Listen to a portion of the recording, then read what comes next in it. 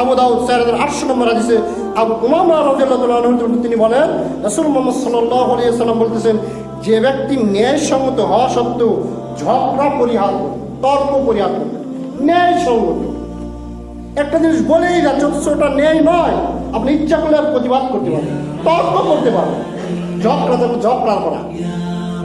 রাসূল বলছেন, ন্যায়সঙ্গত হওয়া সত্ত্বেও যে ব্যক্তি ঝগড়া পরিবর্তন করবে, আমি মুহাম্মদ সাল্লাল্লাহু আলাইহি ওয়াসাল্লাম ওই ব্যক্তির জন্য জান্নাতের একটা জামিনদার হয়ে থাকি। একটা জান্নাতের জামিনদার হিসেবে রাসূল মুহাম্মদ সাল্লাল্লাহু আলাইহি ওয়াসাল্লাম থাকেন কাল কিয়ামত। গুণ কি? ঝগড়া পরিহার করতে হবে। আপনি হকদার, ঝগড়া করার হকদার।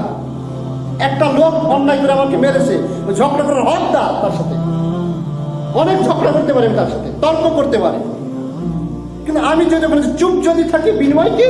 একটি জান্নাত। জামিনদারকে মুহাম্মদ সাল্লাল্লাহু আলাইহি ওয়াসাল্লাম। তার রাসূল মুহাম্মদ সাল্লাল্লাহু আলাইহি ওয়াসাল্লাম তারপরে বলতেছেন, জি, আর যে ব্যক্তি তামাশার ছলে মিথ্যা পরিহার করে, তামাশার ছলে মিথ্যা পরিহার করে।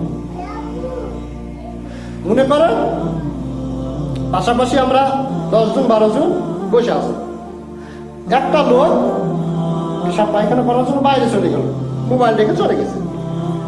এখন ওই 10 জনের ভিতর একটা লোক মোবাইলটা লুকিয়ে রেখেছে, মোবাইলটা লুকিয়ে রেখেছে। বাকি যে 9 জন আছে তারা কি জানে না? কথাটা বোঝার চেষ্টা করুন, তারা কি জানে না? এখন তাকে কি করে একটু হয়রানি করবে, এদের মানে মূল কাজটা কি করা হয়রানি করা, মোবাইল রেখে যাই কেন, শিক্ষা দেওয়া, মনে করে।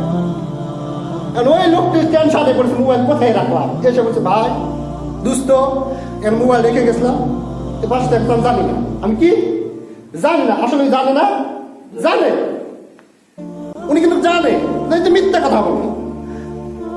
ছোট বাচ্চা ফুটবল নেবে, একটা বল, বাবা ওটা বল না, ওটা বল না, ওটা কি না, ওটা বল না, ওটা দেখা যাচ্ছে বল, সেটা বল না। ছোট বাচ্চা আমরা এরকম ভাবে কি মিথ্যা কথা বলি, মিথ্যা কথাও শেখায়। দোকানে গেছে এটা নিবে সেটা নিবে, সত্যিটা গোপন করে মিথ্যা কথা বলে, ওটা খেলে পেট ফুলবে, অযথা মিথ্যা কথা। ওটা খাওয়া হবে না বাবা, ওটা খাওয়া হবে না, ওটা খেলে তোমার এই হবে, সেই অযথা মিথ্যা কথা। কিন্তু আল্লাহ রাসূল বলছেন, তামাশার ছলেও যে ওই ব্যক্তি সত্য কথা বলে। কিভাবে? যদি এসে যদি বলে, ভাই এখানে মোবাইল রেখেছিলাম, কোথায় যেন হারিয়ে গেছে, তোমাদের কেউ নিছেন? আপনি যদি তামাশার ছলে সত্য কথা কেউ নিতেও পারে, কি হয়তো বা নিতেও পারে, মানে আপনি জানেন এটা কি সত্য কথা হয়ে গেল না? আল্লাহ তামাশার ছলেও যে যেন মিথ্যা পরিহার। মনে করেন আমার কিছু আপনি নিছেন, উনি এসে বলছেন, মুখলেসার ভাই নিছে নাকি? নিতেও পারে, আমি বললাম নিতেও পারে। আমি যদি বলি না মুখলেসার ভাই নেই, তাহলে মিথ্যা বললাম। আর তামাশার ছলে হাসি মজাক করে বললাম, হয়তো নিতেও পারে। তাহলে এটা কি সত্যি হয়ে গেল? তামাশার ছলে কথাটা কি হয়ে গেল? সত্যি হয়ে গেল। ওই হয়রানিও করা হলো, পাশাপাশি কি করা হলো? মজাও করা হলো, সত্যিও কথা বলা হলো।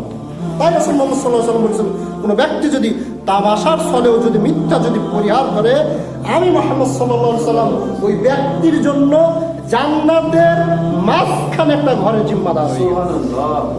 হাজির বোঝার চেষ্টা করুন, কত গুরুত্বপূর্ণ হাদিস, কত আদর্শপূর্ণ একটা হাদিস। তার রাসূল মুহাম্মদ সাল্লাল্লাহু আলাইহি ওয়াসাল্লাম বলছেন, যে ব্যক্তি তার চরিত্রকে সুন্দর করবে, তার চরিত্রের কোনো দাগ থাকবে না, যার চরিত্রের ব্যাপারে মানুষ প্রশংসা করবে, এর চরিত্র ভালো, এই বাপ মায়ের সাথে ভালো আচরণ করে, স্ত্রীর সাথে ভালো আচরণ করে, সমাজের লোকের সাথে ভালো আচরণ করে, কর্মচারীর সাথে ভালো আচরণ করে, আসলেই ভালো চরিত্র। কোনো ব্যক্তির যদি চরিত্র যদি সৌন্দর্যমণ্ডিত করে, রাসূল মুহাম্মদ সাল্লাল্লাহু আলাইহি ওয়াসাল্লাম বলছেন, জান্নাতের ভিতর সবচাইতে সর্বোচ্চ যে স্থান, সেই সর্বোচ্চ স্থানে তার জন্য জান্নাতের একটা ঘরের জামিনদার হিসেবে মুহাম্মদ সাল্লাল্লাহু আলাইহি ওয়াসাল্লাম দিয়ে দিলেন। কত গুরুত্বপূর্ণ হাদিস, কত গুরুত্বপূর্ণ হাদিস। ঝগড়া পরিহার করলে জান্নাতে কি হবে? একটা ঘরের জামিনদার রাসূল মুহাম্মদ সাল্লাল্লাহু আলাইহি ওয়াসাল্লাম। আর কোনো ব্যক্তি তামাশার ছলে যদি মিথ্যা পরিহার করে, ওই ব্যক্তির জন্য জান্নাতের ভিতরের মাঝখানে আল্লাহ রাসূল মুহাম্মদ সাল্লাল্লাহু আলাইহি ওয়াসাল্লাম একটা ঘরের জামিনদার দিবেন। আর কোনো ব্যক্তি যদি তার চরিত্রকে যদি সুন্দর যদি করে, সর্বোচ্চ যে স্থান রয়েছে জান্নাতের, সেই জায়গায় রাসূল মুহাম্মদ সাল্লাল্লাহু আলাইহি ওয়াসাল্লাম জামিনদার।